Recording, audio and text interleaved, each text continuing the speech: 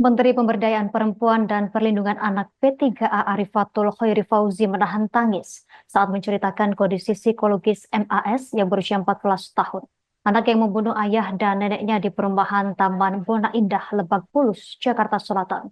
Hal tersebut disampaikan Arifatul seusai ia bertemu dengan MAS yang kini mendekam di Mapolres Jakarta Selatan. Arifatul yang juga memposisikan diri sebagai seorang ibu, melihat dari kacamatanya bahwa tersangka MAS ini sebenarnya anak yang baik. Untuk informasi lebih lengkapnya, kita telah terhubung bersama rekan Elga Hikari Putra, jurnalis Tribun Jakarta. Rekan Elga, silakan informasi lebih lengkapnya dari Anda, rekan.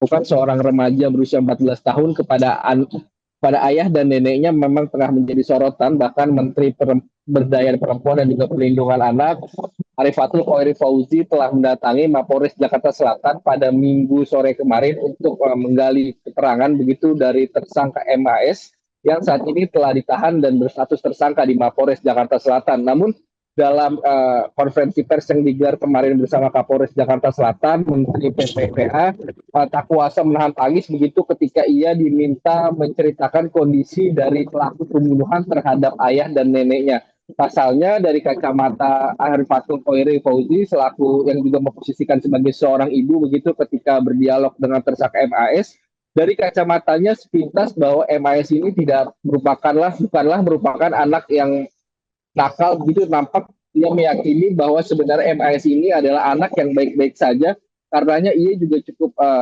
kaget begitu ataupun tidak percaya mengapa MAS ini sampai tega menghabisi nyawa ayah serta neneknya, serta juga nyaris membunuh begitu ibundanya di kediamannya pada Sabtu dini hari kemarin. Karenanya Menteri PPPA juga meminta semua pihak sampai saat ini untuk bersabar, memberikan waktu kepada kepolisian untuk bekerja semaksimal mungkin hingga bisa mendapatkan titik terang terkait motif mengapa MAS sampai tega menghabisi keluarganya sendiri. Pasalnya sejauh ini beredar juga informasi-informasi terkait hal-hal yang dikabarkan menjadi motif dari MAS sampai tega menghabisi nyawa keluarganya, di mana salah satu isu yang beredar adalah karena MAS ini tidak kuat terhadap tuntutan akademik yang diberikan oleh keluarganya. Namun mengenai hal itu, Kapolres Jakarta Selatan, Kombes Ade Rahmat Inal, sampai sejauh ini juga mengatakan pihaknya masih belum bisa mengkonfirmasi terkait isu liar tersebut, termasuk isu liar bahwa ada bisikan gaib begitu yang melatar belakangi MAS sampai tega membunuh keluarganya.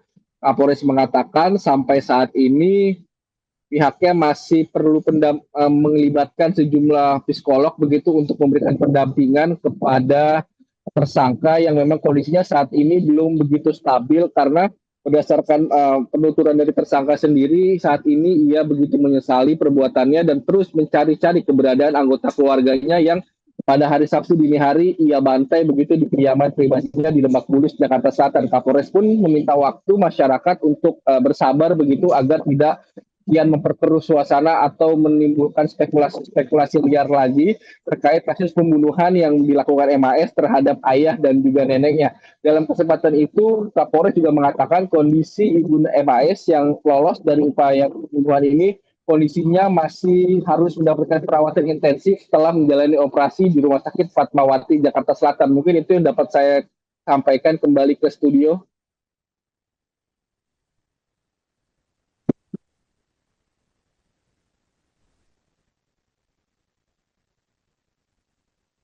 Ananda ya pasti sedih ya saya ya, karena anak baik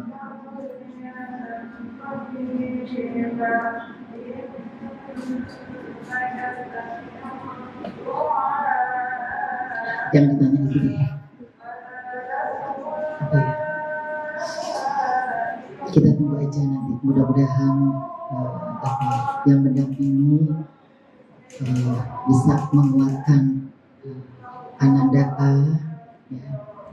Pastinya dia sekarang dalam kondisi yang belum bisa ditanya lebih jauh, karena kami juga menjaga secara psikologis untuk tidak bertanya kepada hal-hal yang mengingatkan kembali gitu, karena itu ada petugasnya atau ada ahlinya untuk bisa memperdalam apa yang sesungguhnya terjadi gitu.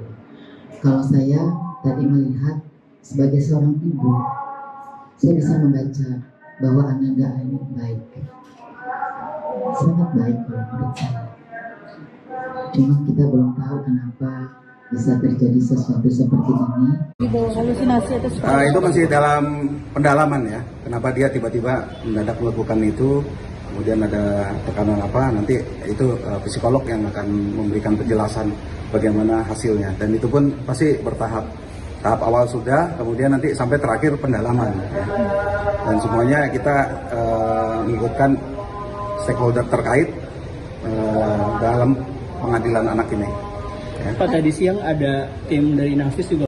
Download Tribun X sekarang, menghadirkan lokal menjadi Indonesia.